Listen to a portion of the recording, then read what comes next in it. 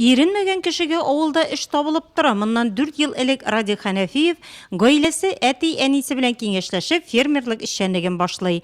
Белгечлеге буенча шәһәрдә эшләгән Радикның фермер булып китүе гаҗәп булса да, ул моны гади генә аңлата. Терлек кара аңа балачактан таныш. Ул вакытта да шушы кеше инде әни белән ярып бара фермага даярка булып эшләде. Шушы инде айырмасы юк. Анда да, хәзер дә. Шушы ферма. Авырлыкларны сизмим, сәламәтлек булганда эшләргә кирәк. Фермер булу кыендыр дигән сорауга аның җавабы шундый. Сүздә юк, эшлим дигән кешегә дәүләттән ярдәм бар.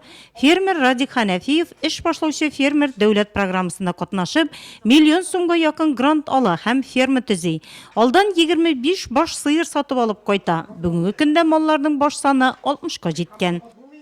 30-га якын сыер, 20 артык тана, бузаулар, 20-га якын.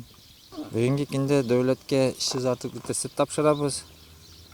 Где-то 400 литрлар савабыз, 100 литрлар бузауларга чырабыз. Бер сыердан где-то 38 литр сөт савыла. Терлекчелек белән шөгыльләнү җиңел түгел, зур тырышлык сырала. Чыгымы булгач, кеременә дә өметләнәсең, ә анысы инде саннарда чагыла. Фермер хуҗалыгында елдан-ел күрсәткечләр яхшыра бара. Үткән ел бер сыердан 4354 килограмм сөт савылган. Барлыгы 122 тонна сөт җитештергәннәр.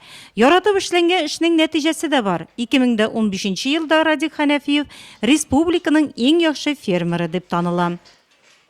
Фермер кеше бөтен эшне үзе эшләргә тиеш. Иртүк торып, сыерында савырга үзенә бузаулатырга да кирәк сыерларны. Укулда ясарга, бөтен эшне эшләргә тиеш ул фермер.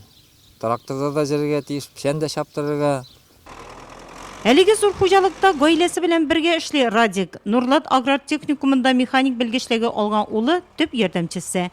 100 гектар пай җирен арендага алган фермер. Үзенең тракторы бар. Руль артына үзе дә, улы да утыра. Фермер авылдашларында эшли иткән. Көненә 2 тапкыр савабыз, иртә белән 2 иш белән.